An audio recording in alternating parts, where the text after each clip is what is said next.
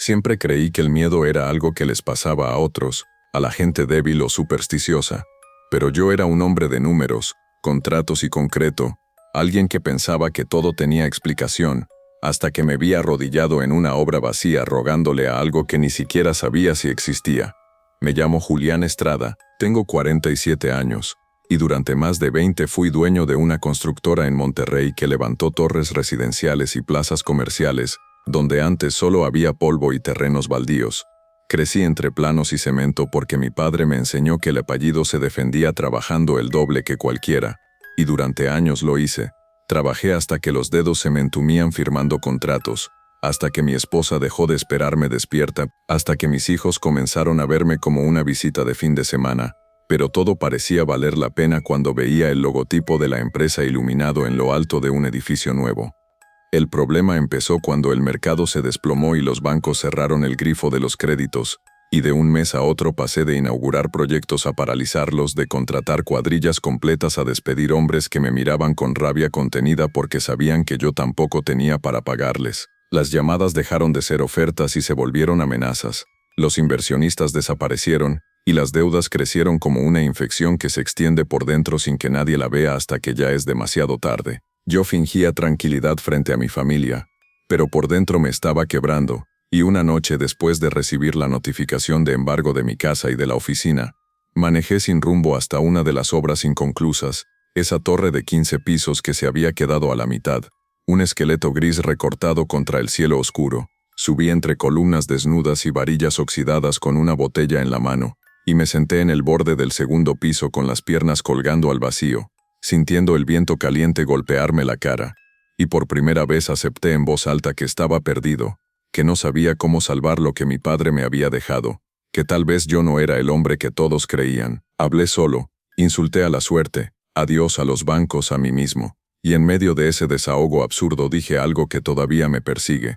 Dije que daría lo que fuera por un contrato grande, por una oportunidad que me sacara del hoyo, que si el diablo existía podía venir a buscarme porque yo estaba dispuesto a negociar. No sé cuánto tiempo pasó después de eso, pero el viento se detuvo de golpe, como si alguien hubiera cerrado una puerta invisible, y el silencio se volvió tan espeso que me dolían los oídos. Entonces escuché algo que no tenía sentido, un sonido seco, rítmico que no correspondía con el lugar, cascos golpeando concreto, acercándose despacio, marcando un compás que me heló la sangre. Me levanté pensando que era una broma de mal gusto, algún guardia jugando conmigo, pero cuando miré hacia la planta baja lo vi, un caballo negro, enorme, con el pelaje tan oscuro que parecía absorber la poca luz que había, y sobre él un hombre vestido de charro, traje impecable, botonadura brillante, sombrero ancho que le ocultaba el rostro. No gritó ni hizo ningún gesto exagerado, simplemente levantó la cabeza y supe que me estaba mirando, aunque no pudiera verle los ojos,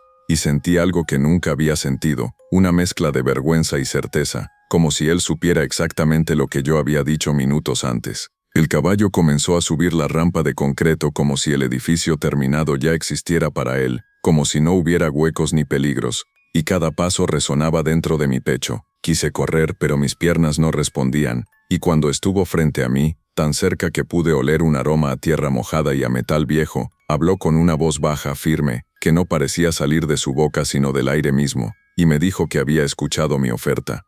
Yo intenté reír, fingir que todo era producto del alcohol, pero la risa se me quebró cuando el caballo exhaló un vapor espeso que no se disipó, se quedó flotando como humo negro entre nosotros. Me dijo que podía devolverme el poder, que podía hacer que los contratos volvieran a fluir, que los bancos me buscaran en lugar de yo suplicarles, que cada proyecto que tocara se vendiera antes de colocar la primera piedra, pero que nada era gratis y que mi problema no era la falta de dinero sino la falta de decisión. Yo pregunté qué quería, y el silencio que siguió fue peor que cualquier respuesta inmediata. Finalmente me explicó que cada edificio que levantara bajo su protección debía construirse sobre tierra donde antes hubiera habido vida, no importaba si era una casa vieja, un negocio familiar o un terreno con historia. Debía asegurarme de que alguien perdiera algo para que yo pudiera ganar, y además una vez al mes, el último viernes, tendría que entregarle un nombre escrito a mano en el plano principal de la obra más grande en curso, un nombre de alguien cuya caída facilitara mi crecimiento.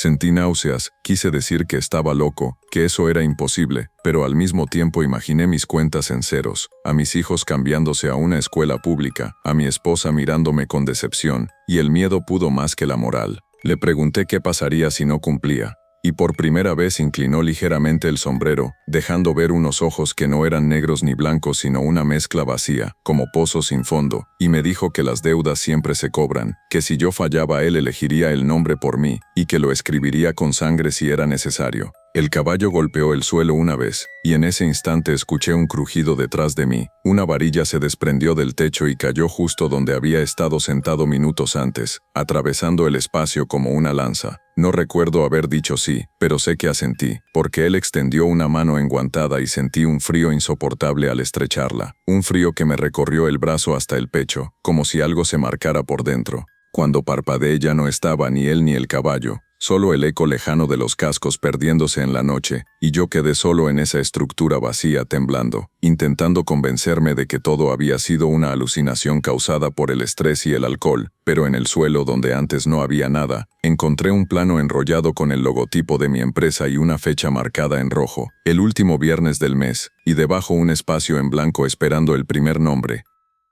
Me gustaría decir que rompí ese plano y que decidí olvidar todo como si hubiera sido una pesadilla provocada por el alcohol.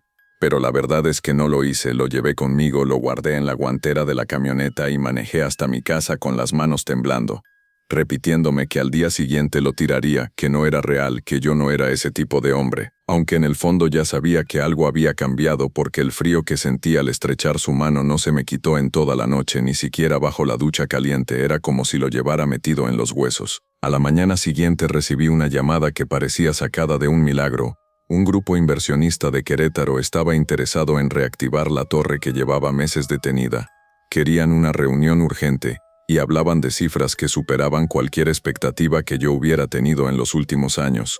Y mientras escuchaba al ejecutivo al otro lado de la línea, mi mirada se fue sola hacia la guantera como si el papel guardado allí estuviera respirando. La reunión fue un éxito absurdo.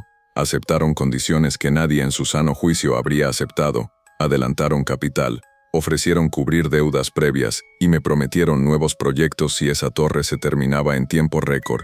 Y en cuestión de días los bancos que me habían negado créditos comenzaron a llamarme para ofrecerme líneas preferenciales. Fue tan rápido que no tuve tiempo de procesarlo, simplemente me dejé arrastrar por la corriente, convencido de que podía manejar la situación, de que cumplir una sola vez no me convertiría en un monstruo. El primer viernes llegó antes de que pudiera inventar una excusa, y esa mañana encontré el plano extendido sobre mi escritorio, aunque yo juraría haberlo dejado en la camioneta.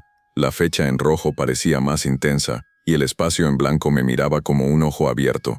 Pensé en nombres durante horas, competidores, políticos corruptos, cualquier persona que en mi mente pudiera justificar como necesaria. Pero al final mi atención se detuvo en Sergio, mi jefe de adquisiciones, un hombre que llevaba meses cuestionando mis decisiones, y que amenazaba con renunciar llevándose información delicada.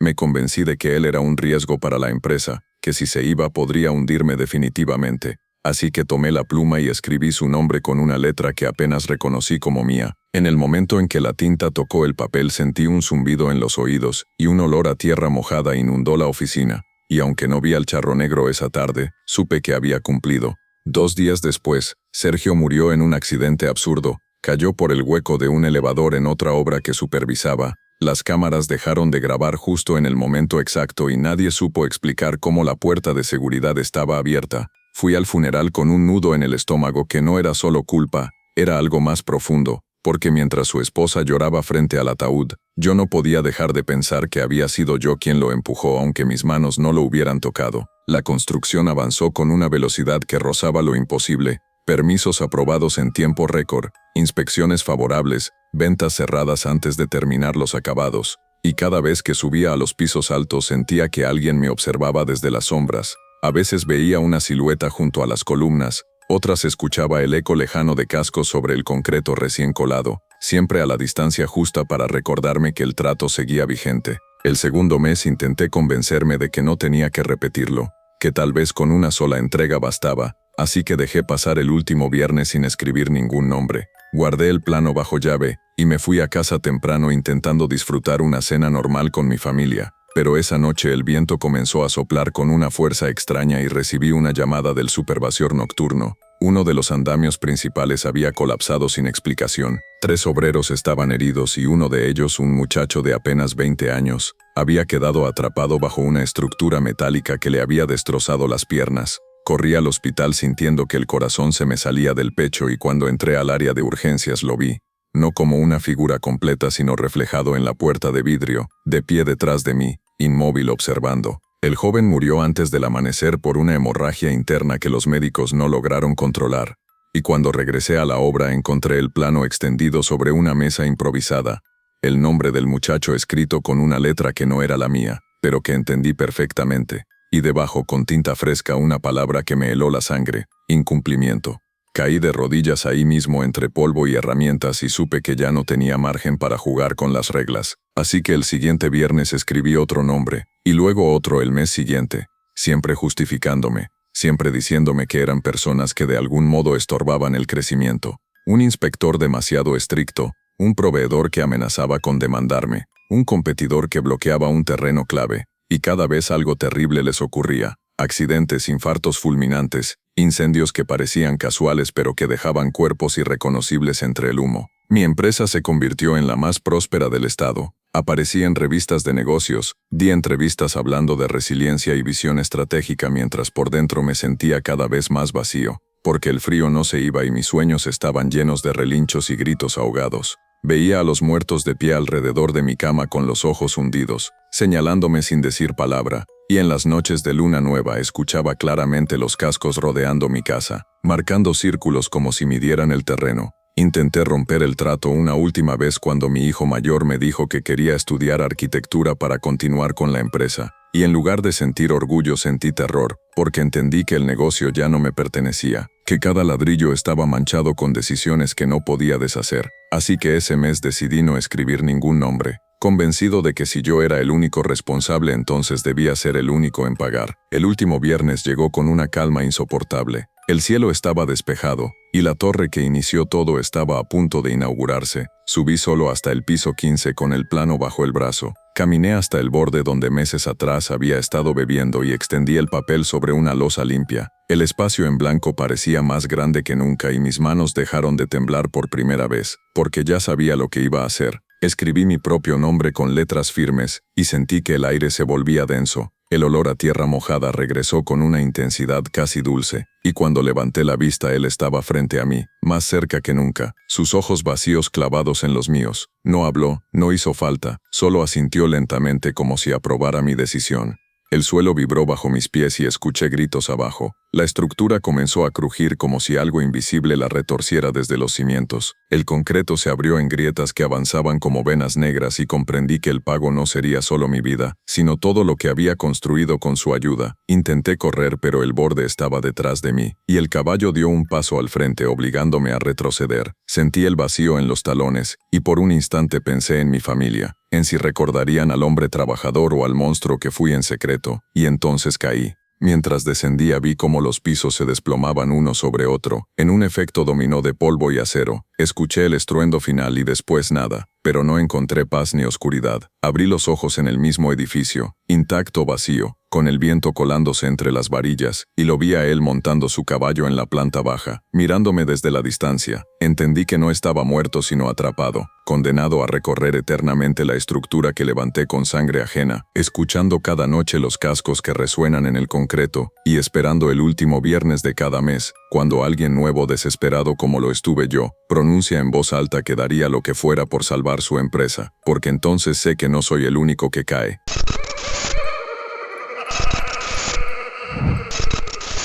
Si alguien me hubiera dicho hace 2 años que yo misma iba a entregar mi alma por mantener una empresa a flote, me habría reído en su cara, porque siempre me consideré una mujer práctica, racional, de esas que creen que el éxito depende de disciplina y estrategia, no de supersticiones ni leyendas viejas que se cuentan en los pueblos. Me llamo Valeria Cortés, tengo 38 años, y soy fundadora de una marca de cosméticos orgánicos en Guadalajara que durante un tiempo fue el orgullo de mi familia y el ejemplo perfecto de emprendimiento femenino en redes sociales.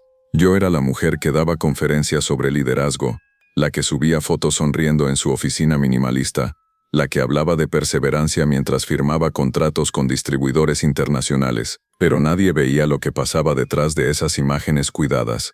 Nadie sabía que los números comenzaron a caer en picada cuando una empresa extranjera copió nuestra fórmula y la vendió a mitad de precio, ni que los bancos comenzaron a presionarme con intereses imposibles, ni que invertí hasta el último peso de mis ahorros intentando sostener una fachada que se desmoronaba cada día. La presión era constante, llamadas de proveedores, correos de clientes cancelando pedidos, empleados que me preguntaban si habría recortes, y yo fingiendo tranquilidad mientras por dentro sentía que algo me apretaba el pecho cada vez que revisaba las cuentas. Mi padre me había prestado dinero hipotecando su casa, confiando en que yo, su hija exitosa, sabría sacarnos adelante, y esa confianza era un peso más grande que cualquier deuda bancaria. Hubo una noche en la que me quedé sola en la planta de producción, rodeada de frascos sin etiqueta y cajas listas para envíos que nunca saldrían. Y me quebré, lloré como no lo hacía desde adolescente, golpeé una mesa de acero y grité que necesitaba ayuda, que no podía perderlo todo, que no podía convertirme en la vergüenza de mi familia después de haber probado el éxito. Fue ahí cuando recordé una historia que mi abuela contaba en voz baja, sobre un hombre vestido de charro que se aparecía a quienes estaban al borde de la ruina, ofreciendo prosperidad a cambio de algo que siempre parecía pequeño al inicio pero que terminaba devorándolo todo. Yo nunca creí en eso, pero esa noche, con el olor químico de los aceites esenciales, mezclándose con mi desesperación, susurré casi sin pensar que si esa entidad existía, si realmente escuchaba a los desesperados, yo estaba dispuesta a escuchar su oferta. El silencio que siguió fue tan pesado que incluso las máquinas apagadas parecían contener la respiración, y durante unos minutos no pasó nada, lo que me hizo sentir ridícula, hasta que escuché un sonido que no pertenecía a ese lugar. Un golpeteo firme, rítmico, como cascos sobre concreto. Al principio pensé que era mi imaginación, pero el sonido se acercó desde el estacionamiento hacia el interior de la nave industrial, y aunque era imposible que un caballo entrara ahí sin que nadie lo notara, yo lo escuchaba claramente, cada paso retumbando en las paredes metálicas. Me quedé inmóvil, con la piel erizada, y entonces lo vi reflejado en la superficie pulida de una máquina de envasado. Un hombre alto, traje de charro negro impecable, sombrero ancho que proyectaba sombra sobre su rostro, montado en un caballo oscuro que parecía más grande de lo normal, como si no perteneciera a este mundo. No gritó ni hizo un gesto teatral, simplemente inclinó ligeramente la cabeza, como saludándome, y sentí que el aire se volvía más frío, más denso, difícil de respirar. No sé de dónde saqué valor para hablar, pero le pregunté si era él, si realmente venía por lo que yo había pedido, y su voz no fue un sonido común sino algo que vibró dentro de mi cabeza, diciéndome que el éxito que había probado era solo una muestra, que podía multiplicarlo, que mi marca podía convertirse en líder internacional, que mis productos podrían estar en cada tienda importante del continente, pero que el reconocimiento tiene precio, y el precio no se paga en dinero. Me explicó que mi empresa prosperaría de manera inigualable, que ninguna competencia podría igualar la calidad ni la demanda, pero que cada cierto tiempo, cuando él lo indicara, yo tendría que retirar un lote específico del mercado y enviarlo a una dirección que él me daría, sin hacer preguntas, sin inspeccionar su destino. Le pregunté qué pasaría con esos productos y no respondió directamente. Solo me dijo que el crecimiento siempre requiere sacrificio y que mientras más grande fuera mi ambición, más grande sería la sombra que me acompañaría. Sentí miedo, un miedo real, porque entendí que aquello no era un sueño ni una alucinación. Podía oler la tierra húmeda que desprendía el caballo, podía escuchar su respiración pesada, y aún así pensé en mis empleados, en mi padre, en las entrevistas donde prometí que no me rendiría jamás, y acepté. No hubo contrato firmado, solo extendió su mano enguantada, y cuando la tomé sentí un ardor que me subió por el brazo hasta el cuello, como si algo invisible se marcara bajo mi piel. A la mañana siguiente todo comenzó a cambiar con una velocidad que me dejó sin aliento. Una influencer internacional habló maravillas de nuestros productos sin que yo lo solicitara. Los pedidos se dispararon. Distribuidores que antes me ignoraban ahora competían por firmar exclusividad. Las ventas crecieron al punto de que tuvimos que duplicar turnos en la planta. Yo fingía sorpresa y agradecimiento en redes sociales, pero por dentro sabía que aquello no era normal, que el crecimiento era demasiado perfecto, demasiado limpio, como si alguien hubiera movido piezas invisibles para despejarme el camino. Durante semanas no volví a verlo. Casi logré convencerme de que tal vez el precio no sería tan terrible, hasta que una madrugada, Revisando inventarios encontré en mi escritorio una hoja con un código de lote específico y una dirección escrita con tinta negra que no reconocí como mía, y debajo una fecha límite. Sentí el mismo frío de aquella noche en la planta, y comprendí que el momento de cumplir había llegado, pero lo que no sabía en ese instante era que ese primer envío sería apenas el inicio de algo que terminaría salpicando sangre sobre los frascos que yo misma había creado, y que cuando intentara detenerlo ya no habría manera de volver atrás. Me quedé mirando ese código de lote como si fuera una sentencia escrita en otro idioma, intentando convencerme de que podía ignorarlo, de que tal vez si no hacía nada todo seguiría igual, pero en el fondo sabía que no era una sugerencia sino una orden. La dirección correspondía a una bodega en las afueras de la ciudad, en una zona industrial casi abandonada, y la fecha límite era 3 días después. Durante esas 72 horas viví con una presión constante en el pecho, atendiendo reuniones, sonriendo en videollamadas, celebrando cifras récord mientras en mi mente solo repetía la misma pregunta. ¿Qué iba a pasar con ese lote y por qué tenía que enviarlo sin inspección? El día señalado ordené que prepararan las cajas con el código indicado. Eran cremas faciales de nuestra línea más vendida, supuestamente naturales, libres de crueldad animal, un producto del que yo me sentía orgullosa, y mientras veía a los empleados sellar los paquetes sentí una punzada de culpa absurda, como si estuviera traicionándolos aunque no supiera exactamente cómo. Decidí supervisar personalmente la entrega. Inventé que era una estrategia para cuidar la cadena de distribución, pero en realidad necesitaba ver con mis propios ojos a dónde iba todo aquello. Manejé hasta la bodega siguiendo el GPS. El camino se volvió cada vez más solitario, calles con fábricas cerradas y grafitis viejos, y cuando llegué el portón estaba entreabierto, como si me estuvieran esperando. No había guardias visibles, solo silencio y el eco lejano de algo que no supe identificar. Bajé de la camioneta con el corazón golpeándome las costillas y ordené a los repartidores que dejaran las cajas dentro. Apenas cruzamos el umbral sentí el olor. No era tierra mojada esta vez, sino algo metálico espeso, un olor que reconocí demasiado tarde como sangre. Las luces parpadeaban y al fondo de la bodega había una mesa larga cubierta con plástico. Encima descansaban frascos abiertos de mi producto y alrededor, personas sentadas en sillas metálicas inmóviles, con la piel cubierta de una capa blanquecina que brillaba bajo la luz. Al principio pensé que eran maniquíes, hasta que uno de ellos dejó escapar un gemido bajo apenas audible. Me acerqué con pasos torpes y entonces vi que estaban vivos, pero no del todo. Sus ojos estaban abiertos aunque parecían no ver. La piel se les había irritado hasta formar llagas que supuraban un líquido mezclado con mi crema, y en algunas zonas la carne se había desprendido dejando ver músculo rojo y húmedo. Uno de los hombres intentó mover la mano hacia mí, como pidiendo ayuda, y en ese gesto la piel de sus dedos se abrió en tiras que colgaban como papel mojado. Sentí que el estómago se me revolvía. Quise salir corriendo, pero las puertas se cerraron de golpe con un estruendo que hizo eco en toda la nave.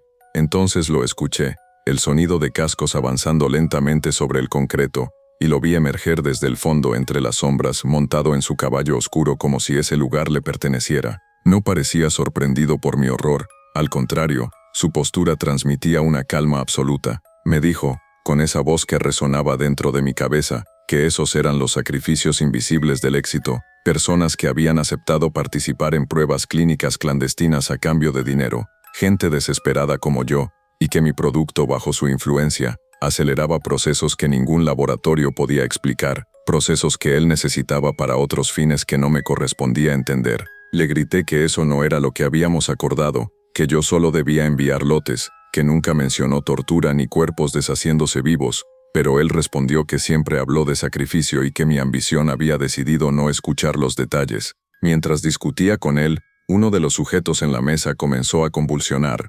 Su espalda se arqueó con un crujido espantoso y la piel de su rostro se rasgó desde la frente hasta la barbilla como si algo desde adentro estuviera empujando, y de la abertura brotó una masa oscura que cayó al suelo con un sonido húmedo. Yo retrocedí tropezando con las cajas que acabábamos de entregar, sintiendo que el aire me faltaba. Quise anular el trato en ese instante. Le dije que no enviaría nada más, que prefería la ruina antes que ser cómplice de aquello, y por primera vez su silencio se volvió pesado, amenazante.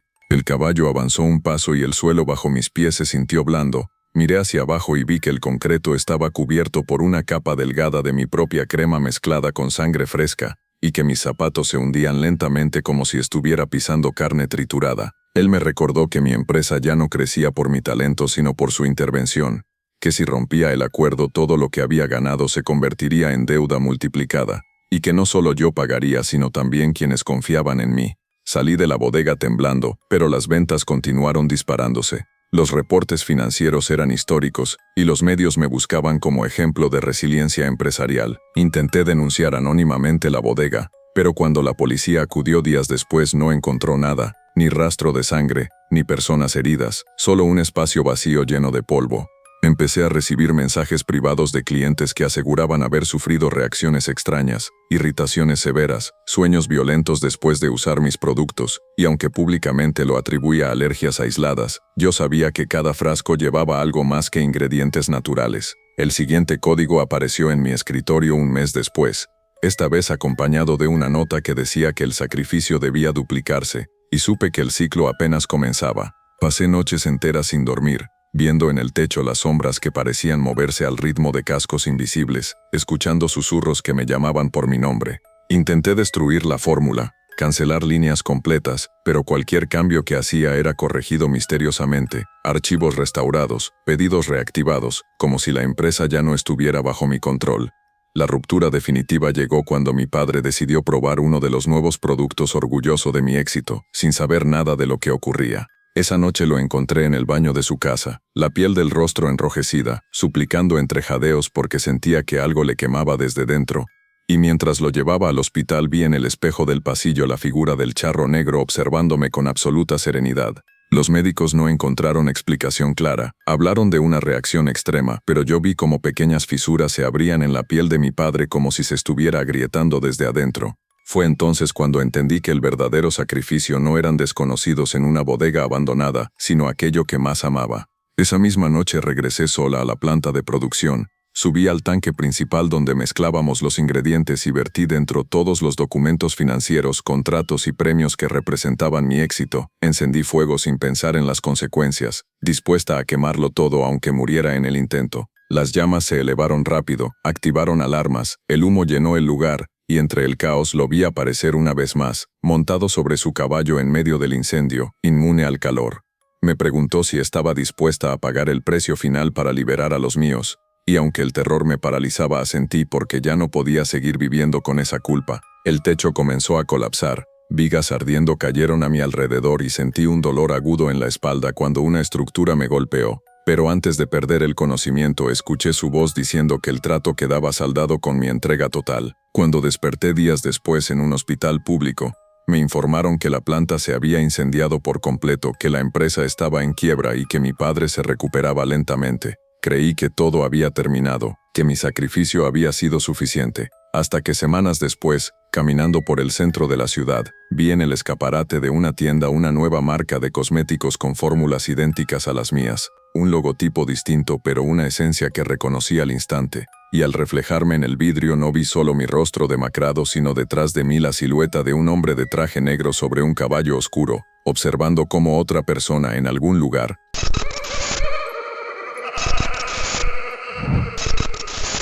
Nunca pensé que mi ambición fuera algo peligroso, al contrario, siempre la vi como la única forma de salir del lugar donde nací, porque cuando creces viendo a tus padres trabajar de sol a sol y aún así perderlo todo por una mala temporada, aprendes que soñar en grande no es un lujo sino una necesidad. Me llamo Rodrigo Méndez, tengo 32 años, y soy ingeniero agrónomo, hijo y nieto de agricultores en el estado de Sinaloa, y durante años cargué con la etiqueta de el que estudió para salvar la tierra de la familia. Yo regresé al rancho con ideas modernas, sistemas de riego automatizados, semillas mejoradas, drones para monitorear cultivos, convencido de que podía convertir nuestras hectáreas en un ejemplo nacional de productividad.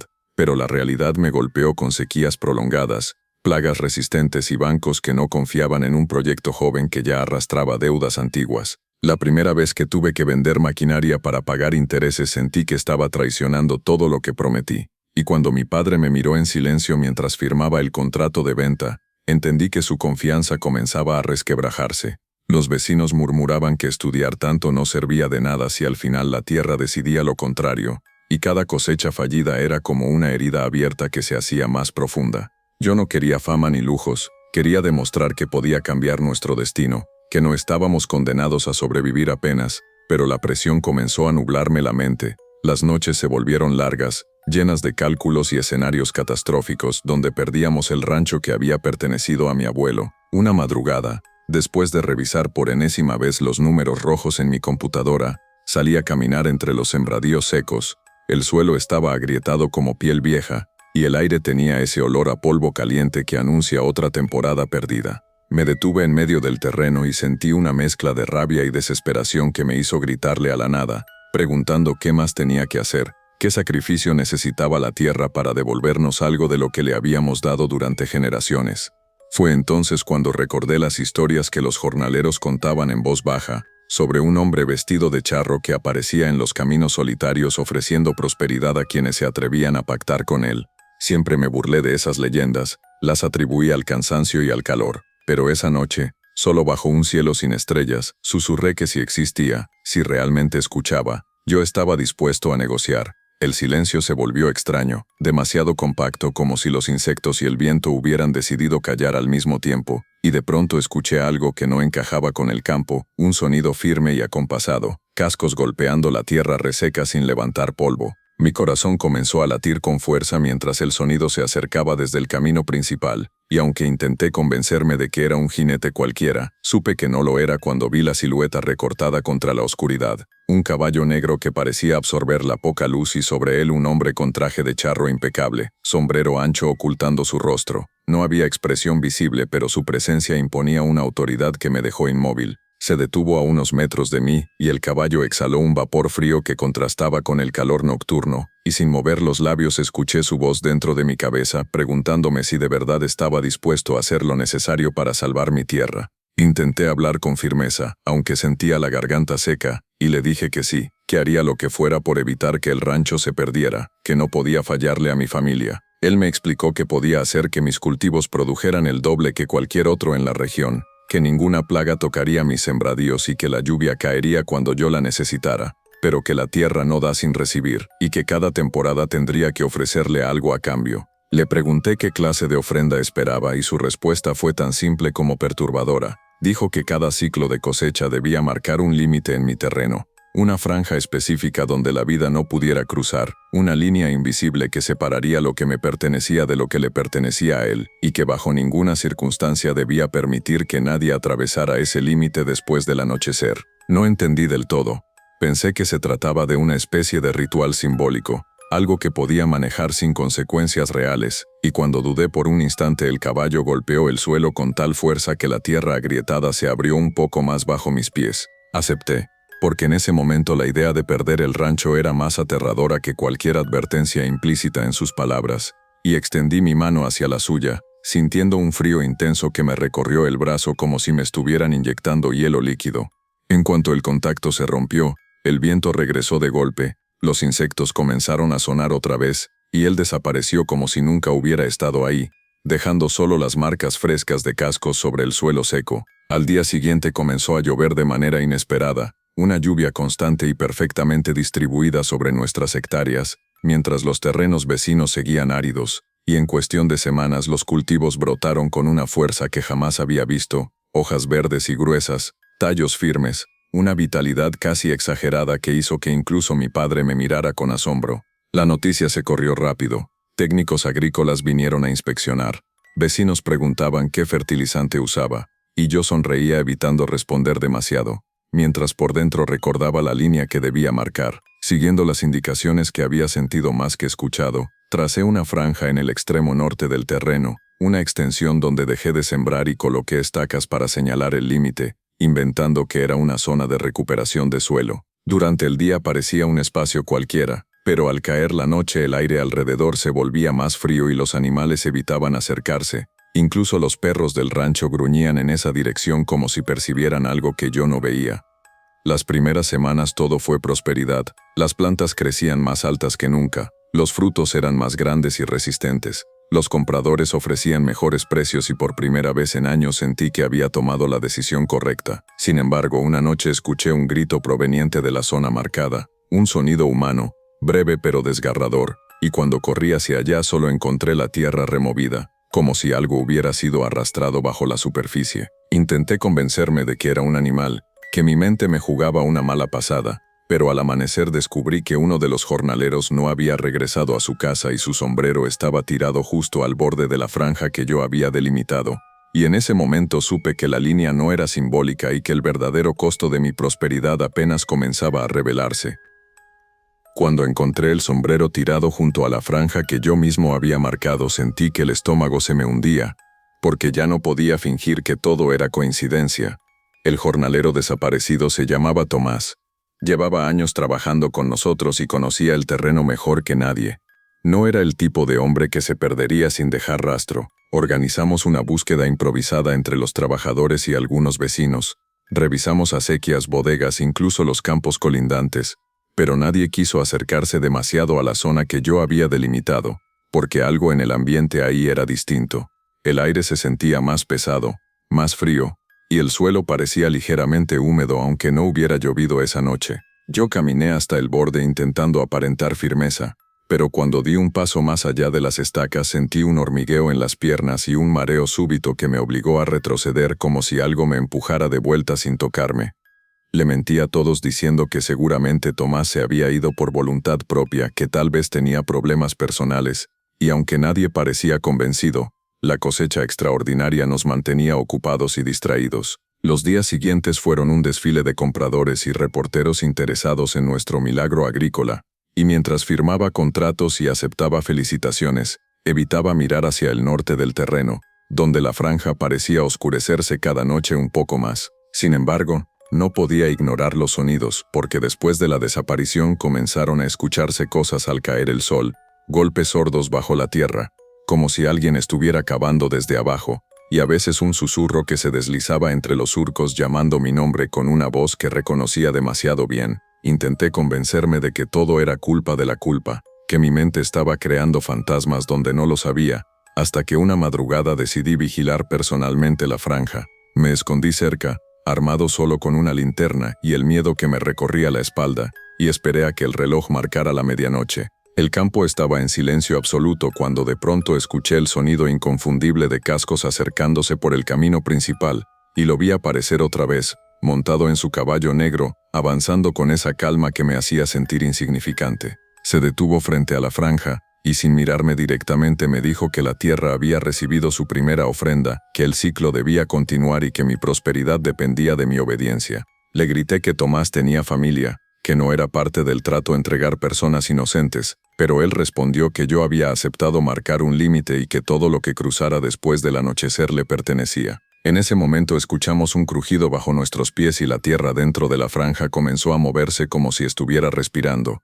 La superficie se ondulaba y de repente una mano emergió del suelo cubierta de barro y sangre, los dedos torcidos intentando aferrarse a algo sólido. Retrocedí horrorizado mientras el caballo permanecía inmóvil, y la mano fue seguida por un brazo desgarrado y el rostro de Tomás, o lo que quedaba de él porque su piel estaba pálida y rota en varios puntos, los ojos abiertos en una expresión de terror permanente.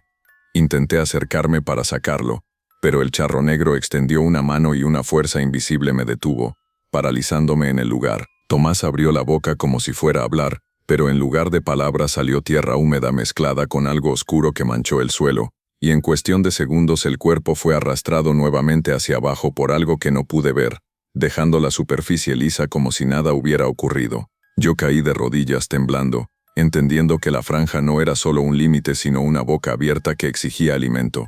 Desde esa noche comenzaron a desaparecer animales, primero un perro, luego algunas vacas que se acercaron demasiado, y cada desaparición coincidía con un crecimiento aún más exuberante de mis cultivos.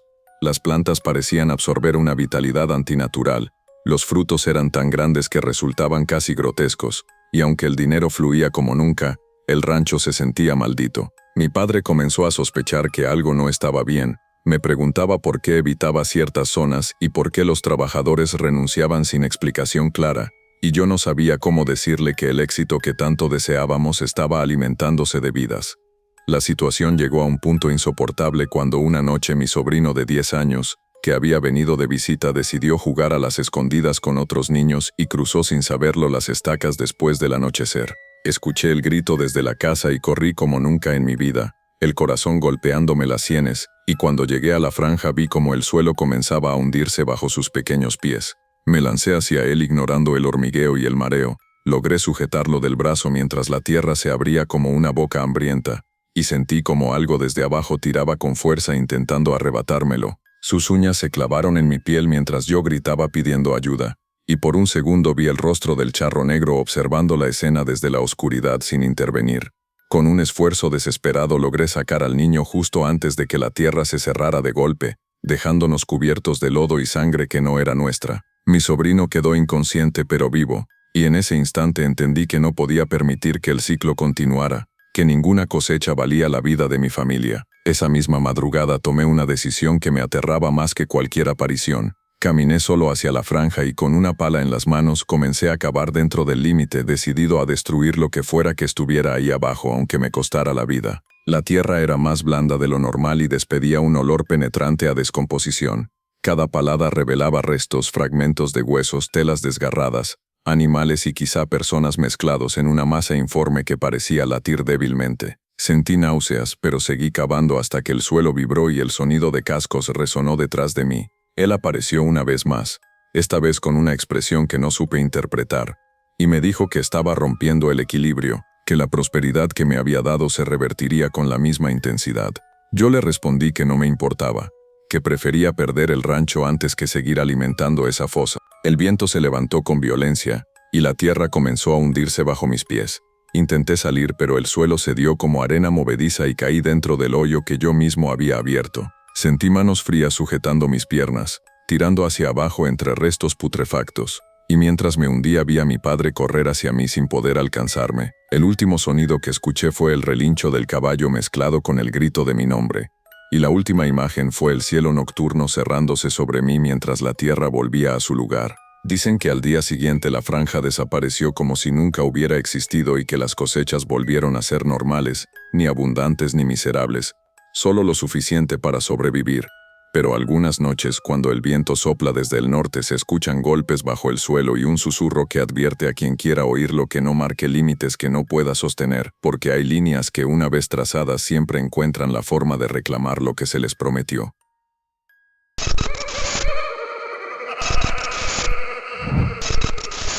Nunca imaginé que el orgullo fuera la puerta por la que algo tan oscuro pudiera entrar en mi vida, porque siempre pensé que mi pecado era la ambición.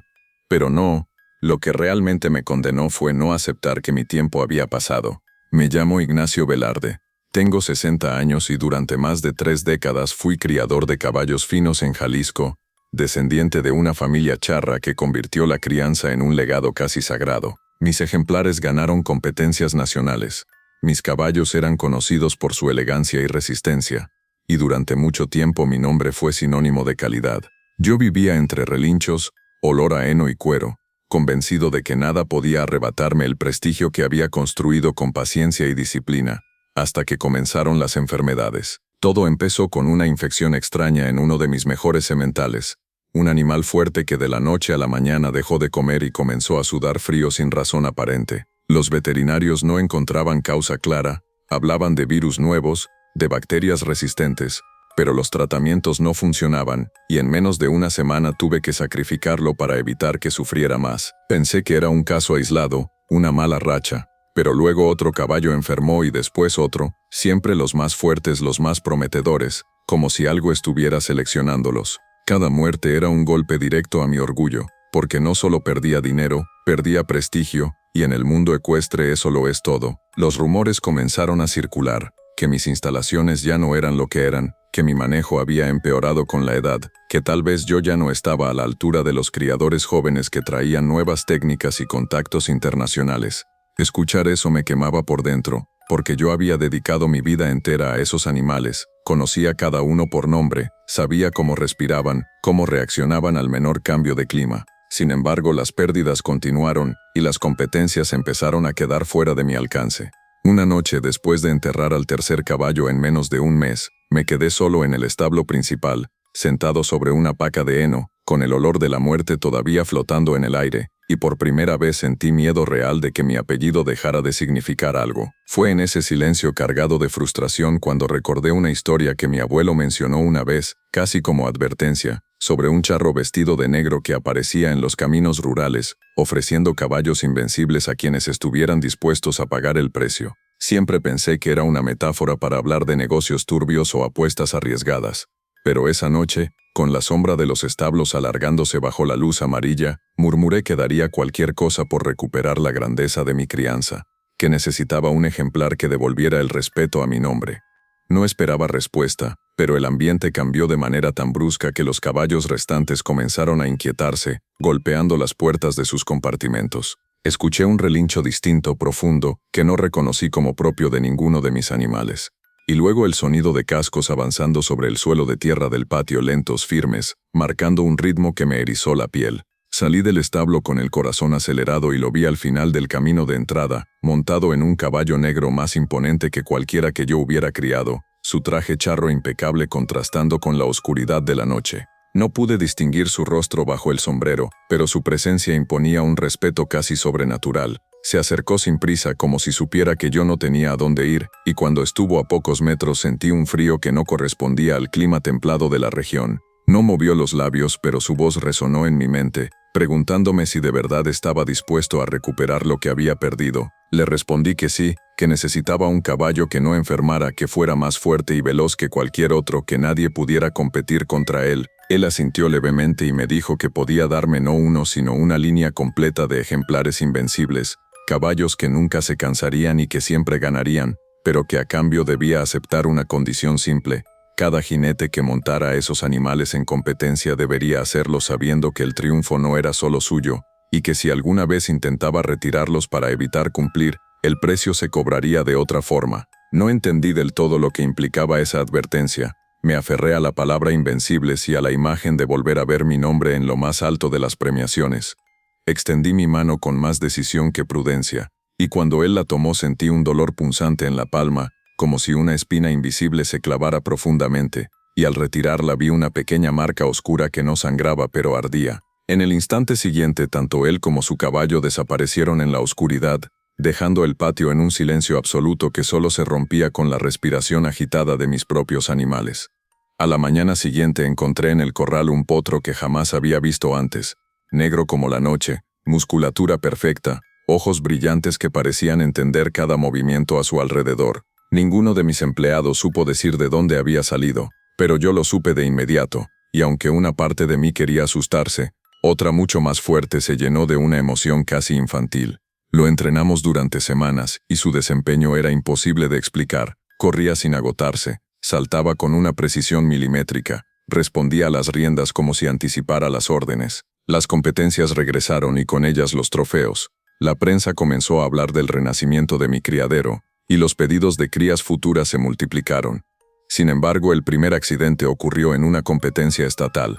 El jinete que montaba al potro cayó de manera inexplicable en el último salto, como si algo lo hubiera empujado desde el aire, y aunque el caballo aterrizó perfecto, el hombre quedó tendido en la pista con el cuello en un ángulo imposible. Los médicos hablaron de mala suerte, de un movimiento brusco, pero yo vi algo en los ojos del animal cuando regresó al establo esa noche, un brillo oscuro que no había estado antes. Días después otro jinete sufrió un accidente similar, esta vez con uno de los descendientes del potro, y la sensación de que algo no estaba bajo mi control comenzó a crecer, aunque me negaba a aceptar lo que eso significaba. Intenté convencerme de que eran coincidencias trágicas, que el riesgo siempre ha sido parte del deporte, pero cada vez que cerraba los ojos escuchaba el eco lejano de cascos que no provenían de mis corrales, y una noche mientras revisaba las cuadras, vi una figura de charro de pie al fondo del establo, observando en silencio cómo uno de mis caballos relinchaba mirando hacia él, como si reconociera a su verdadero dueño. Fue en ese instante cuando comprendí que el trato no se limitaba a victorias y trofeos,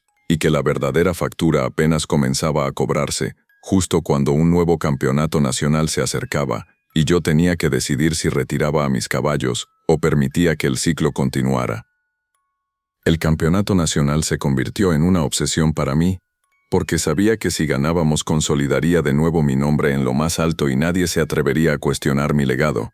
Pero al mismo tiempo cada trofeo reciente estaba manchado por la imagen de jinetes cayendo como muñecos rotos sobre la arena. Pasé noches enteras caminando entre los establos, escuchando la respiración pesada de los caballos y el crujido de la madera, intentando decidir si debía retirarlos antes de que ocurriera otra tragedia. Sin embargo, cada vez que pensaba en cancelar la participación, recordaba las palabras del charro negro sobre el precio que se cobraría de otra forma, y una sensación de amenaza silenciosa me apretaba el pecho. El día previo al campeonato encontré de nuevo la figura del charro al fondo del establo, no como una sombra vaga sino claramente definida, apoyado contra una columna mientras el potro negro, ya convertido en un ejemplar imponente, inclinaba la cabeza ante él con una docilidad que nunca mostraba ante nadie más. Me acerqué con la rabia mezclándose con el miedo y le exigí que detuviera los accidentes, que yo había cumplido con exhibir a los caballos y permitirles competir. Él no sonrió ni se burló, simplemente dijo que los animales cumplían su parte,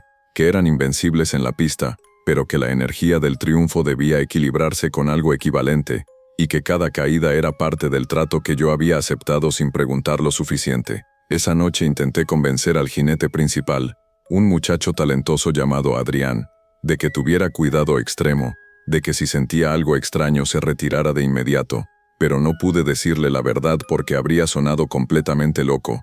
La competencia comenzó bajo un sol brillante y una multitud expectante, y cuando el potro negro entró a la pista el murmullo se convirtió en admiración. Su porte era majestuoso, su musculatura perfecta bajo el brillo del sudor. El recorrido fue impecable, cada salto ejecutado con una precisión sobrenatural, y por un momento creí que tal vez esta vez no habría consecuencias. Sin embargo, en el último obstáculo, cuando el público ya celebraba la victoria anticipada, vi algo que me heló la sangre. Detrás del caballo, apenas perceptible para los demás, corría la silueta del charro negro como una sombra adherida al animal, y justo cuando Adrián levantó el brazo en señal de triunfo, el potro se detuvo en seco con una fuerza imposible, lanzándolo hacia adelante. El cuerpo del muchacho impactó contra el suelo con un sonido seco y el caballo pasó por encima de él sin tocarlo, como si flotara.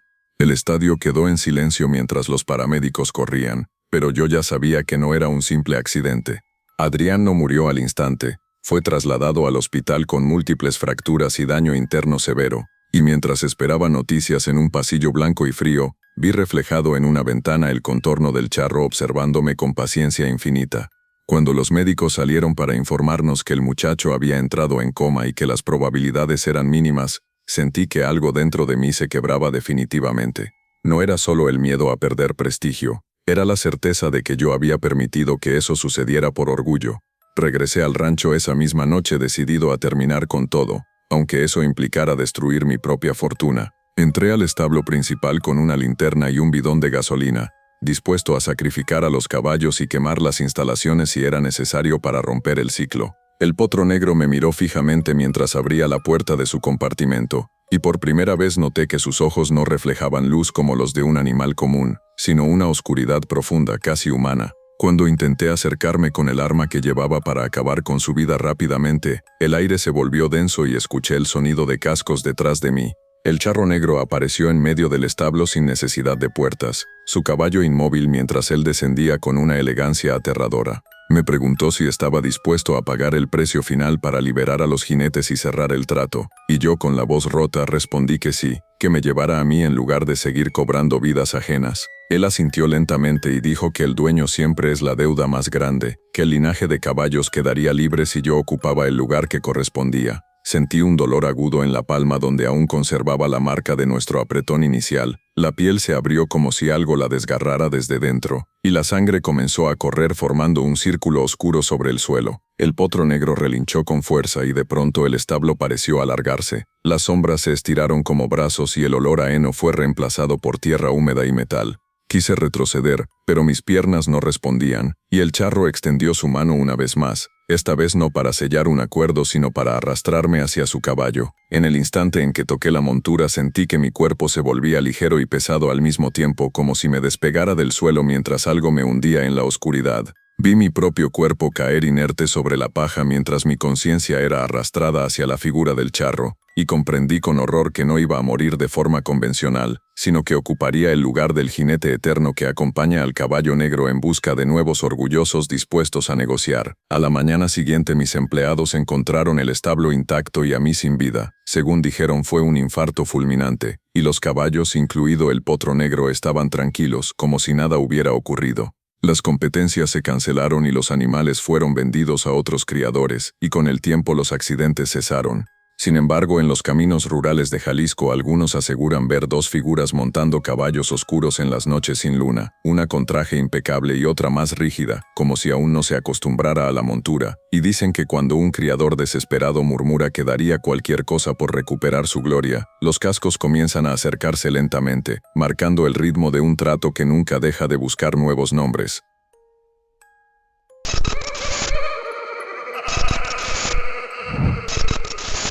Yo no siempre fui el hombre que terminó pidiendo ayuda a algo que ni siquiera entendía. De hecho, durante años me consideré un ejemplo de superación, alguien que pasó de vender productos puerta a puerta a dirigir una empresa farmacéutica mediana en Ciudad de México, especializada en medicamentos genéricos que ayudaban a miles de personas a pagar tratamientos que de otro modo serían impagables. Me llamo Esteban Lozano. Tengo 45 años, y durante mucho tiempo creí que mi historia era la prueba de que el esfuerzo constante podía abrir cualquier puerta. Crecí en un barrio donde la enfermedad era sinónimo de deuda eterna. Vi a mi madre racionar pastillas porque no alcanzaba para el mes completo, y juré que si algún día tenía poder en esa industria haría las cosas diferentes, más justas. La empresa comenzó pequeña, en un laboratorio alquilado con equipos de segunda mano, pero con el tiempo logramos certificaciones, contratos con hospitales públicos y una reputación sólida. Yo era el rostro visible del proyecto, daba entrevistas hablando de ética y responsabilidad social, y sinceramente creía en cada palabra.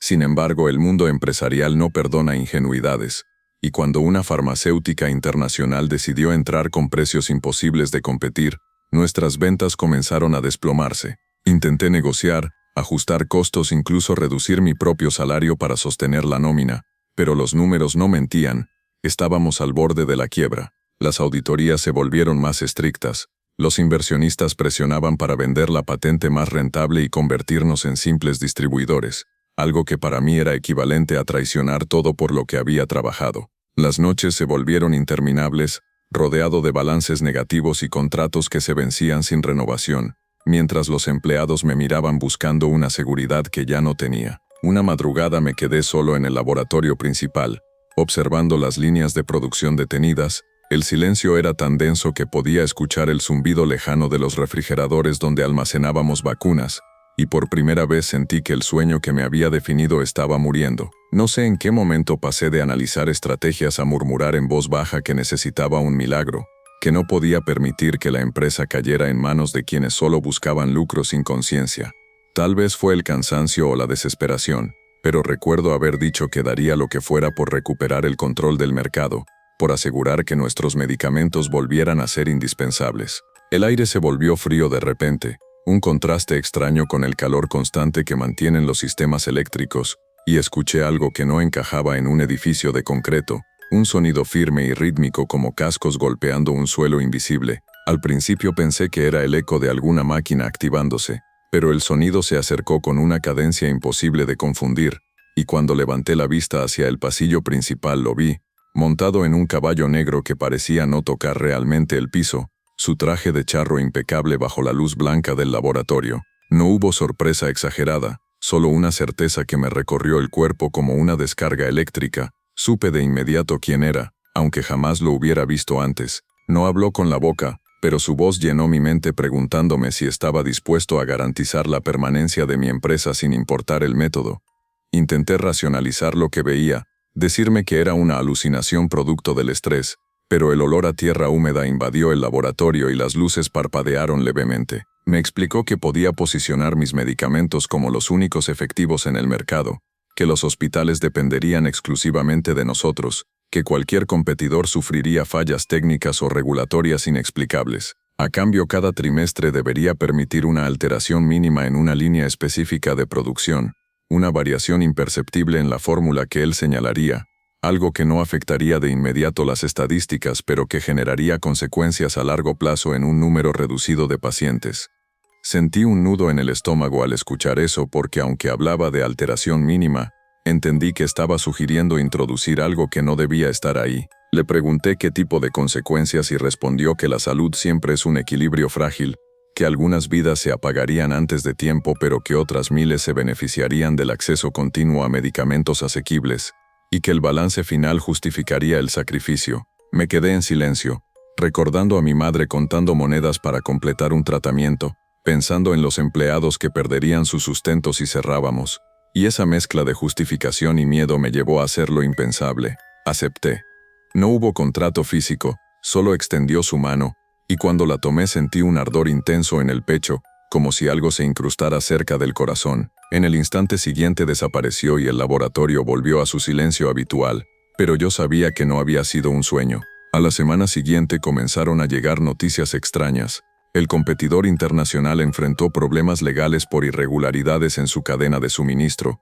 Varios lotes fueron retirados del mercado y los hospitales cancelaron contratos con ellos, volviéndose hacia nosotros casi de manera desesperada. Las órdenes de compra se multiplicaron y la producción se reactivó con una fuerza que jamás habíamos experimentado. Durante el primer trimestre no apareció ninguna instrucción, lo que casi me hizo creer que tal vez el precio no sería tan terrible, hasta que una noche encontré sobre mi escritorio una hoja con el código de una línea de antibióticos pediátricos y una indicación precisa de modificar un componente activo en una proporción mínima. Mis manos temblaron al leerlo. Sabía que cualquier alteración podía tener efectos impredecibles, pero también sabía que el crecimiento reciente dependía de cumplir con lo pactado. Pasé horas mirando esa hoja, luchando con mi conciencia hasta que finalmente autoricé el cambio bajo el pretexto de una optimización interna, convencido de que sería algo casi simbólico, algo que nadie notaría. Las primeras semanas no ocurrió nada fuera de lo común. Las ventas siguieron aumentando, y los informes de eficacia no mostraban variaciones significativas, lo que me permitió respirar un poco. Sin embargo, un mes después comenzaron a llegar reportes aislados de reacciones adversas en niños que habían tomado ese antibiótico, infecciones que no cedían como se esperaba, complicaciones inesperadas. Intenté atribuirlo a factores externos, a errores de dosificación. Pero cuando recibí la llamada de un hospital informando la muerte de un pequeño paciente por una septicemia que el medicamento no logró controlar, sentí que el suelo se abría bajo mis pies. Esa misma noche regresé al laboratorio para revisar personalmente los lotes alterados. Y mientras caminaba por el pasillo escuché nuevamente el eco de cascos acercándose lentamente, comprendiendo que la primera consecuencia visible apenas había comenzado y que el verdadero alcance del trato estaba lejos de revelarse por completo. El sonido de los cascos resonaba en el pasillo blanco del laboratorio como si el edificio entero fuera una caja hueca.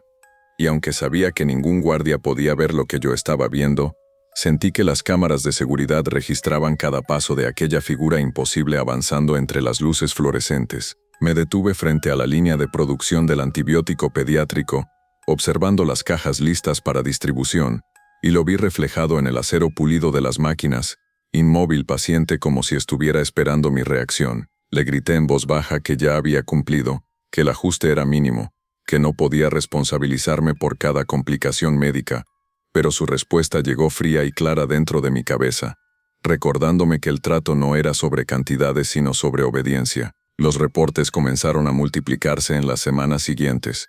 No eran miles de casos, pero sí suficientes para encender alarmas internas, infecciones que se volvían resistentes, tratamientos que debían prolongarse, niños que pasaban más tiempo hospitalizados del previsto. Cada informe llevaba un nombre, una edad, una historia que yo intentaba no imaginar, pero era imposible no hacerlo cuando una madre me llamó personalmente porque había encontrado mi número en una entrevista antigua y me rogaba que revisara el lote que había recibido su hijo. Su voz quebrada me atravesó como una cuchilla, y esa noche no pude dormir, escuchando en mi mente no solo cascos sino también respiraciones infantiles entrecortadas. Intenté revertir la fórmula sin notificar a nadie, ordené volver a la composición original en secreto, pero al revisar el sistema descubrí que los parámetros habían sido bloqueados con una contraseña que yo no había establecido. Los archivos mostraban mi autorización digital para mantener la variación durante los próximos 2 trimestres, una autorización que no recordaba haber firmado. El pánico comenzó a reemplazar cualquier racionalización que hubiera construido, porque entendí que el control ya no estaba en mis manos. Cuando regresé al laboratorio esa noche decidido a desconectar físicamente la línea, lo encontré esperándome junto al tanque principal de mezcla, su caballo quieto como una estatua entre las sombras. Me dijo que el equilibrio apenas estaba comenzando, que la permanencia de mi empresa requería constancia, y que si yo intentaba romper el acuerdo no solo perdería el mercado, sino que las consecuencias recaerían directamente sobre aquellos que más me importaban. Pronunció el nombre de mi madre con una calma que me heló la sangre, recordándome su historial médico, sus tratamientos regulares, su dependencia de medicamentos que yo mismo producía. Sentí un sudor frío recorrerme la espalda mientras comprendía la magnitud de su amenaza. Días después mi madre comenzó a presentar síntomas extraños, una infección que no respondía como debería a los antibióticos, incluso a los nuestros. La llevé a un hospital privado intentando acelerar su atención, pero mientras esperaba noticias vi reflejada en la pantalla apagada del televisor de la sala de espera la silueta del charro negro de pie detrás de mí. No hablaba, no hacía gestos, solo observaba, como si evaluara mi resistencia. Cuando el médico salió a informarme que la infección era inusualmente agresiva y que necesitaban ajustar el tratamiento, sentí que el trato me estaba asfixiando desde adentro. Esa noche tomé una decisión desesperada. Recopilé toda la documentación sobre la alteración de la fórmula y la envié de manera anónima a la agencia reguladora, dispuesto a exponer mi propia empresa si eso significaba detener el ciclo. Sabía que implicaba multas millonarias, cierre inmediato y posiblemente cárcel, pero prefería enfrentar consecuencias humanas antes que seguir permitiendo muertes silenciosas. Al presionar enviar sentí una mezcla de alivio y terror como si acabara de saltar desde un edificio sin saber si habría suelo al final. La respuesta no tardó en llegar, pero no de la agencia sino de él. El laboratorio sufrió un apagón total esa misma madrugada. Los sistemas de respaldo fallaron y los refrigeradores que almacenaban vacunas críticas comenzaron a calentarse. Corrí hacia el área de almacenamiento con una linterna y lo vi allí, en medio de la oscuridad mientras el aire se llenaba del olor a tierra húmeda y metal oxidado. Me dijo que yo había elegido traicionar el acuerdo y que el precio sería proporcional a la pérdida que intentaba causarle. Las puertas del área se cerraron de golpe y la temperatura comenzó a descender de manera antinatural. El aliento se volvió visible frente a mi rostro y el suelo parecía cubrirse de una fina capa de escarcha. Intenté forzar la salida, pero algo invisible me empujó hacia el interior contra las estanterías metálicas. Sentí un dolor punzante en el pecho justo donde había ardido el día del pacto, como si una garra invisible apretara mi corazón. En medio de esa asfixia escuché decenas de susurros, voces infantiles que repetían mi nombre una y otra vez, mezcladas con el eco lejano de cascos golpeando un suelo que no estaba allí. Caí de rodillas mientras las luces parpadeaban intermitentes y comprendí que mi intento de redención no cancelaba el trato, solo lo transformaba. Le grité que me llevara a mí, que dejara fuera a mi madre y a los pacientes, que asumía toda la responsabilidad. El frío se intensificó y sentí que algo se desprendía de mi interior como si mi propia culpa tomara forma física. Cuando levanté la vista vi mi reflejo en la puerta de acero, pero no estaba solo. Detrás de mi figura había una sombra con sombrero ancho que parecía fundirse con la mía.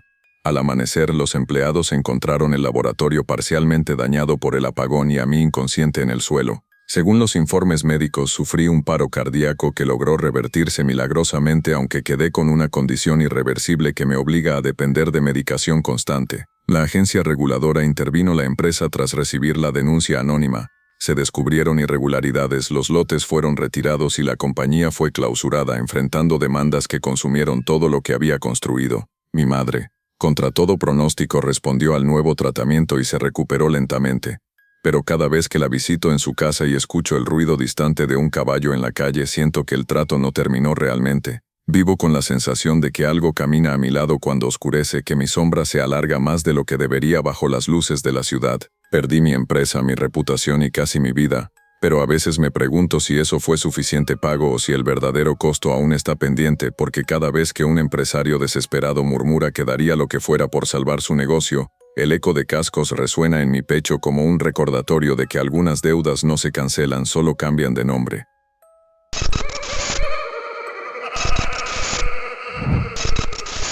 Siempre me burlé de la gente que decía que el poder cambia a las personas.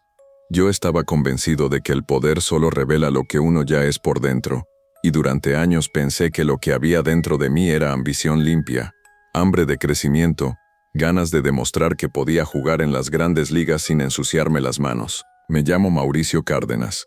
Tengo 40 años y soy fundador de una empresa de logística y transporte en Colombia que comenzó con 2 camiones viejos y terminó manejando contratos millonarios con multinacionales. Mi historia era la típica que inspira a otros emprendedores.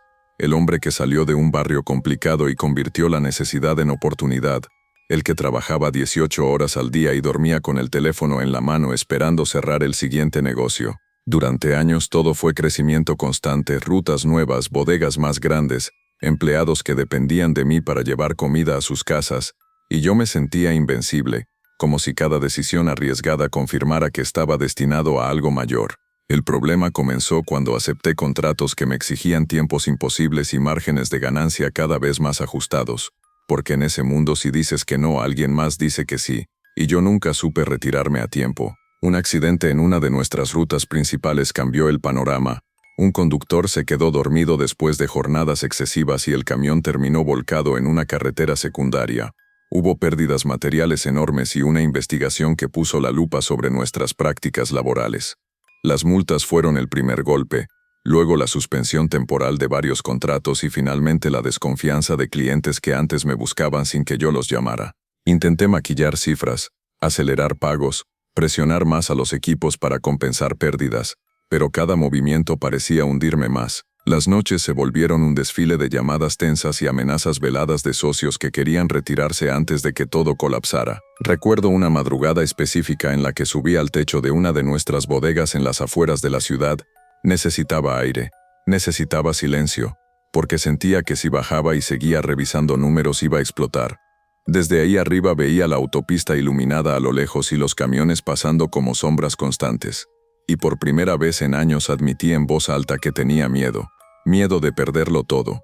Miedo de que mi nombre se asociara con negligencia y fracaso. Pensé en los empleados que dependían de mí, en mi esposa que había soportado mis ausencias, en mis hijos que presumían que su papá tenía la empresa más grande del barrio. No sé en qué momento pasé de analizar soluciones a murmurar que necesitaba un golpe de suerte, algo que cambiara el rumbo de manera radical, que si existía alguna fuerza capaz de inclinar la balanza a mi favor yo estaba dispuesto a escucharla. El viento se detuvo de manera abrupta y el ruido lejano de la autopista pareció apagarse como si alguien hubiera bajado el volumen del mundo.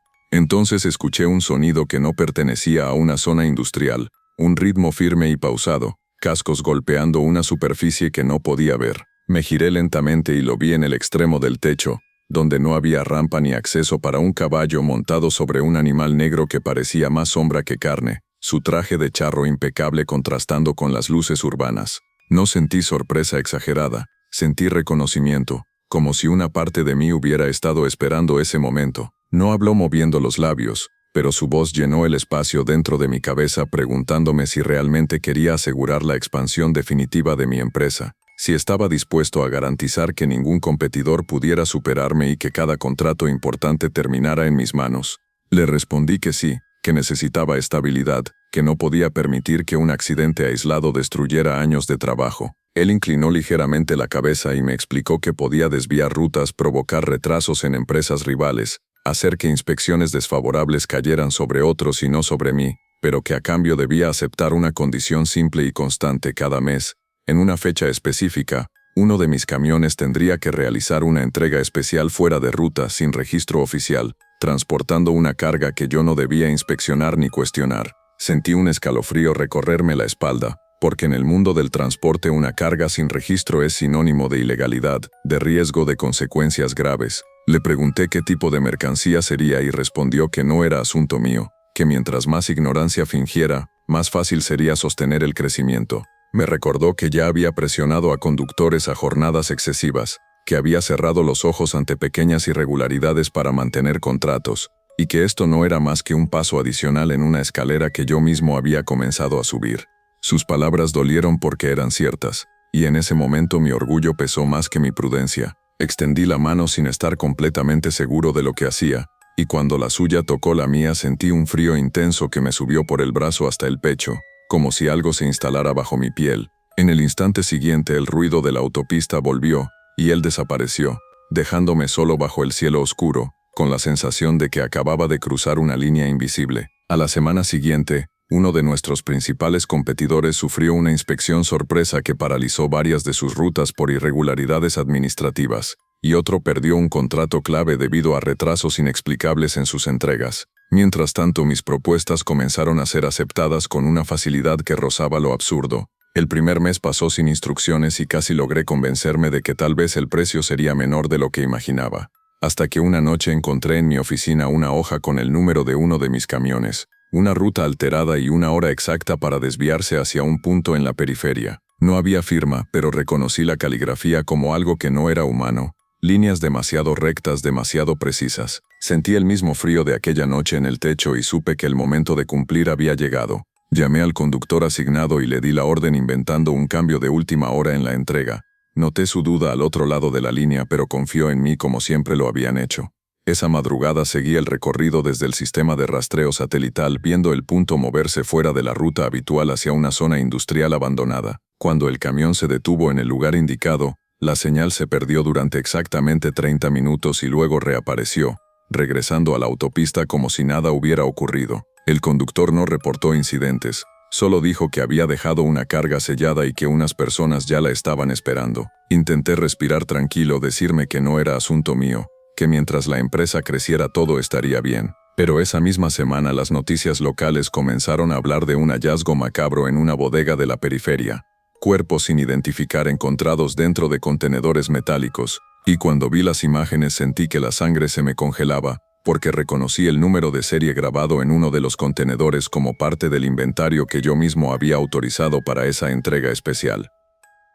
Cuando reconocí el número de serie en la pantalla del noticiero sentí que el aire se me iba de los pulmones, porque no era una coincidencia posible. Ese contenedor había salido de mi bodega con mi autorización directa, aunque en los registros oficiales no apareciera nada. Apagué el televisor de golpe, pero la imagen de los cuerpos dentro de aquellas cajas metálicas quedó grabada en mi mente, apilados como mercancía defectuosa, y lo peor no fue el horror de lo que veía, sino la certeza de que yo había facilitado el transporte. Intenté llamarme a la calma, decirme que tal vez habían reutilizado el contenedor sin mi conocimiento, que mi empresa no era responsable de lo que otros hacían después.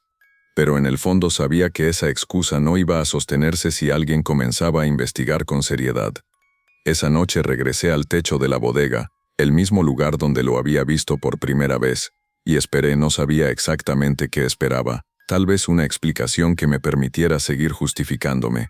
El viento soplaba con fuerza y el ruido de la autopista parecía más lejano que nunca, y cuando el sonido de cascos comenzó a resonar sobre el concreto no sentí sorpresa, sentí una mezcla de rabia y miedo que me hizo apretar los puños. Apareció frente a mí con la misma calma de siempre, montado en su caballo oscuro, como si lo que había ocurrido fuera parte de un plan perfectamente trazado. Le exigí respuestas, le dije que yo había aceptado una entrega irregular pero no el transporte de cadáveres, que eso no formaba parte de lo que imaginé al sellar el trato. Su voz fría y estable respondió que el contenido nunca fue mi responsabilidad, que mi tarea era mover la carga sin cuestionar, y que mi empresa estaba prosperando precisamente porque yo había elegido no mirar demasiado. Me recordó las nuevas rutas que había ganado, los contratos firmados esa misma semana gracias a la caída de competidores, y señaló que el crecimiento siempre tiene un costo oculto que alguien debe asumir. Los meses siguientes se convirtieron en una cadena de entregas especiales, cada una con instrucciones precisas, siempre en fechas exactas, siempre con la señal perdida durante el mismo intervalo de tiempo. Las noticias comenzaron a hablar de desapariciones en distintas ciudades, de redes clandestinas que operaban con una logística casi perfecta, y aunque ninguna investigación apuntaba directamente hacia mí, cada vez que veía un mapa con rutas sospechosas reconocía patrones que coincidían con mis camiones. Empecé a tener pesadillas recurrentes donde abría las puertas de un tráiler, y en lugar de mercancía encontraba filas de personas vivas golpeando desde dentro, pidiendo ayuda mientras el motor seguía encendido. Intenté cancelar una de las entregas alegando problemas mecánicos, pero esa misma noche uno de mis hijos sufrió un accidente menor, nada grave según los médicos, pero suficiente para recordarme la fragilidad de lo que más quería. Cuando fui al hospital y lo vi dormido en la camilla con un brazo enyesado, sentí la presencia detrás de mí sin necesidad de girarme, y supe que el mensaje era claro. El trato no solo garantizaba mi expansión, también me mantenía atado por el miedo a perder algo más valioso que el dinero. La empresa alcanzó cifras históricas, abrimos una nueva sede internacional, y fui invitado a foros empresariales como ejemplo de resiliencia tras la crisis inicial. Sonreía ante las cámaras mientras por dentro sentía que cada logro estaba construido sobre una carretera pavimentada con cuerpos invisibles. La presión comenzó a afectarme físicamente, insomnio constante, palpitaciones repentinas, la sensación de que alguien me observaba incluso en mi propia casa. A veces escuchaba cascos en el estacionamiento subterráneo y bajaba corriendo solo para encontrar el espacio vacío. Aunque el eco permanecía unos segundos más, la ruptura definitiva ocurrió cuando uno de mis conductores, el mismo al que le di la primera orden, apareció muerto en circunstancias sospechosas. Oficialmente fue un robo violento en una carretera secundaria, pero yo sabía que había empezado a hacer preguntas incómodas, que había notado inconsistencias en las rutas. Fui al velorio, y mientras su familia lloraba frente al ataúd sentí un peso insoportable en el pecho, porque comprendí que ya no se trataba solo de desconocidos en contenedores, sino de personas que confiaban en mí. Esa noche tomé una decisión que sabía que podía costarme todo. Recopilé registros ocultos del sistema de rastreo, copias de rutas alteradas y evidencias de las entregas fuera de horario, y las envié a un periodista de investigación conocido por destapar escándalos de corrupción. Sabía que me exponía a prisión, a la ruina total, pero prefería enfrentar la justicia humana antes que seguir alimentando esa maquinaria oscura. Cuando presioné enviar sentí un extraño alivio, como si por primera vez en meses respirara sin peso en los pulmones. No pasó ni una hora antes de que el sonido de cascos retumbara dentro de mi propia casa. Las luces parpadearon y el aire se volvió denso. El charro negro apareció en medio de la sala, su caballo dejando marcas negras sobre el mármol. Me dijo que había elegido traicionar el acuerdo y que la expansión lograda se revertiría con la misma intensidad, que todo lo ganado sería devuelto con intereses. Sentí un terror primitivo, pero esta vez no retrocedí. Le respondí que prefería perderlo todo antes que seguir transportando muerte. El suelo comenzó a vibrar y escuché a lo lejos sirenas acercándose. No sabía si eran producto de mi denuncia o parte de algo más grande. Él se acercó hasta quedar frente a mí y extendió su mano una vez más, no para sellar un trato sino para reclamar lo que consideraba suyo. El frío atravesó mi pecho y sentí que mi corazón latía al mismo ritmo que los cascos invisibles. Las paredes parecieron alargarse y por un instante vi reflejada en las ventanas una caravana interminable de camiones oscuros avanzando por una carretera sin fin. Cuando la policía llegó a la mañana siguiente encontró mi casa vacía, puertas abiertas y la empresa ya intervenida por autoridades que habían recibido información anónima durante la noche. Mi esposa declaró que me vio salir solo horas antes, como si respondiera a un llamado que nadie más escuchaba. Desde entonces, algunos conductores aseguran que en ciertas autopistas solitarias se cruzan con un tráiler sin placas que avanza a velocidad constante, escoltado por un jinete vestido de negro cuyo caballo no deja huellas en el asfalto. Dicen que el conductor parece rígido, con la mirada fija al frente, como si no pudiera apartarse de la ruta marcada. A veces pienso que sigo manejando, que mis manos aún sostienen un volante que no puedo soltar, recorriendo carreteras interminables donde cada desvío es una entrega que jamás termina. Y lo más aterrador no es estar atrapado en ese viaje eterno, sino saber que siempre habrá otro empresario desesperado dispuesto a decir que haría lo que fuera por no perder su imperio, sin imaginar que el sonido de cascos ya está marcando el ritmo de su próxima ruta. Gracias por ver mis historias. Espero que te hayan puesto los pelos de punta. Si te gustó el video, no olvides suscribirte, dejar tu comentario y compartirlo con alguien que se atreva a escucharlo de noche. Nos vemos en la próxima historia.